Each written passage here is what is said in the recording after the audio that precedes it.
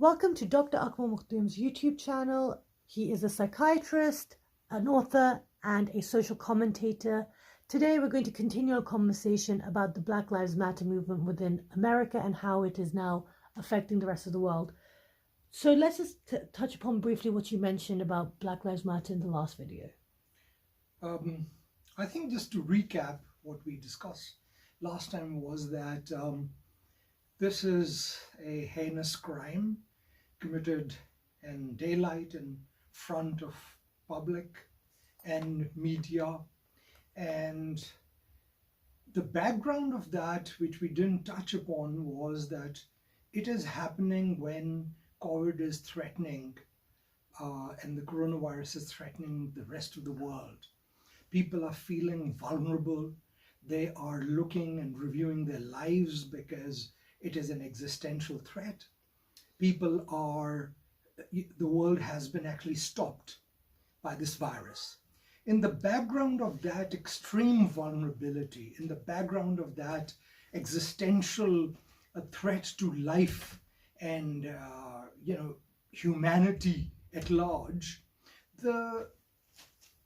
seeing what one human group has been doing to another has brought very core ethical and moral issues to the fore. Right. Previously, people were looking at, just being part of the system, looking at not shaking the foundation of the system. But now when their own lives are being shaken, when 120,000 people have almost died in the United States of America, about 2 million are sick, and there is a talk of a second wave, and this threat to human life is not going away, and everybody is vulnerable.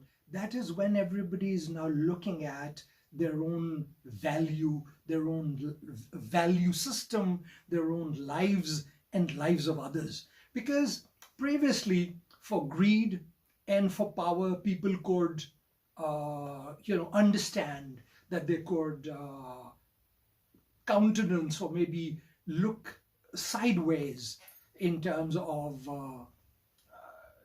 somebody else's death. And because lots of Floyd's life, Floyd George's life has not been the only one that has been lost in the past few days and past few weeks. There have been many people who've had that. And so the thing is that why this? So I think the proverb that the straw that broke the camel's back, I would say that this was the straw that has brought the camel to a halt. I do not think that the system's back has been broken. Okay, I think that's a conversation for maybe potentially in a few weeks. Let's see how it unfolds. So we discussed last time in America what was happening, and you mentioned, that this is a extended flash in the pan.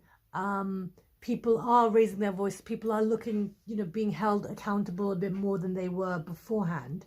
And like you said, the whole ethical and moral compass is being reevaluated. We've seen a knock-on effect within England. So this flash in the pan is, maybe more than that, because the rest of the world is taking notice and assessing themselves. Yes, this is what's happened because the interaction between Black community and the Caucasian community has become stronger and bigger. There have been more intermarriages. There have been more interactions.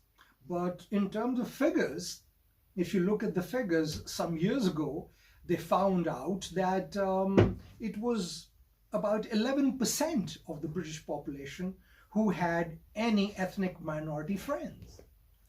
So it may seem that it is a lot on media or in art and other things, but in reality, when it is about less than 15% and 85% of the people do not have any black friends or Asian friends or friends from ethnic minorities, this is actually a serious issue. So the thing is that in the United States of America, this is once again a peripheral states issue, issues in the East and in the Western states, the borders of the United States of America. This is not really a major issue in the main body of the United States of America. So what I would say is that there are many challenges available, that people need to confront. It is not something that you see that will bring about a whole transformation. There were 1 million people in Martin Luther King's I Have a Dream, Million Man March. And if I just may say that my late father, Dr. Ajmal, was in that march in 1962 in the United States of America. So what I would like to say here is that there has to be a comprehensive and a cohesive plan and a system that needs to continue to challenge it. So the first is mass awareness, public protest. That is only an event that may last a number of weeks, but after a little while, people will need to go back to work. After a little while, people will have to return to lives where they do not have the time or the luxury, where the governments are able to countenance continuing to pay them or feed them, and people not being productive. Right. That's when things will change. Right. Okay, one thing that you mentioned about it's a peripheral thing within America, but all states had protests. Yes. All states are taking notice. There are humane, decent, ethical Christians and others living in the United States of America.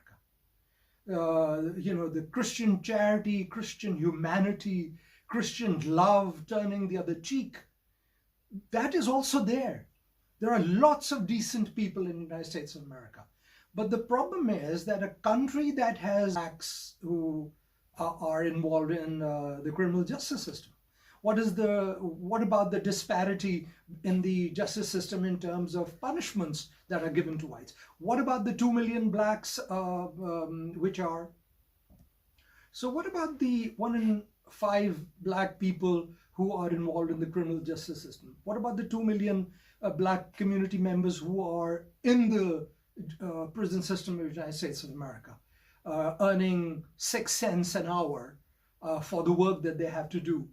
And so basically that was part of that right-wing modern slavery, and you have 2 million slaves in a different arrangement. There is talk of chain gangs once again, building roads and so on. So the point is, there are too many strong financial and other interests involved, and that requires a sustained and a coherent action. Which could be what? There needs to be a manifesto. So here we are talking about Black Lives Matter. So basically what the black community is saying, don't kill us. But is that it? Should it not be a possible standard of equality and complete emancipation? So there has to be a black constitution in the United States of America, which actually delineates every aspect of how to treat blacks in your job, on the street, women, dignity, respect, honor. So there has to be, the next step has to be that a large group of black intellectuals need to sit down. And those black intellectuals need to create a manifesto, a constitution, which needs to be then incorporated into the amendments of the United States Constitution. And that manifesto has to delineate how black community and ethnic minority communities are to be treated. It is no good saying you have the right to bear arms and you have the right to freedom of speech. But the problem is that there are some pigs that are more equal than others. And that is why it is very, very important that in a capitalist system where all pigs are equal and some pigs are more equal than others, that needs to be addressed. And that's, it's not nuanced now at all. So when you sit together, when all the black people and black minority, the intellect of black minority, in collaboration with the black majority, they sit down and create a document, a large document, a massive document that delineates how the ethnic minority and black people need to be treated in the United States of America. That's where it'll start to change. Because the thing is, then, when that standard is set, and it is then agreed by all the Caucasian white people who are now marching, all the majority of decent, humane Christians and others in the United States of America, calling their conscience to the fore, then come together on that document. That's where the document will then evaluate where anybody has breached or not breached that standard. At this particular moment in time, this idea that black and white are equal in the eyes of the American Constitution, that actually was never the case.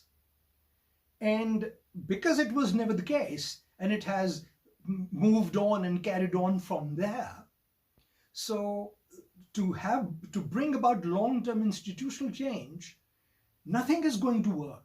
These speeches will be forgotten after a few weeks. These protests will end. They will have to end when the life and the new norm starts back to another pattern. But the important thing is how to capture, how to strengthen this. And the only way to strengthen this is to create a Black People's Manifesto in the United States of America, which is then incorporated into the Constitution. So anybody who breaches it breaches the Constitution of the United States of America. That is the only way it's going to work. Now, in the last 1 minute, what I'd like to say is that if there are problems in England, and I do not see, we have lived here so long, we do know that there is a degree of racism, institutional racism, and Lord Macpherson's report has, brought that to the fore. The important thing is that there have been real serious strides in the United Kingdom of trying to deal with it. And I have found that, life is entirely different compared to other places. And for that reason, I feel that maybe this is more empathic protest. But of course, that is it's not denying the fact that there is racism in the UK. So that document that the Americans can prepare can also have, a reverberance here. And it should reverberate for the Black people of United Kingdom, that this document can become an international document for the emancipation and the rights of the Black community. Wonderful. Thank you so much for your time. If you like this video, click the like button, share or subscribe to the channel, and we will see you very soon. Thank you.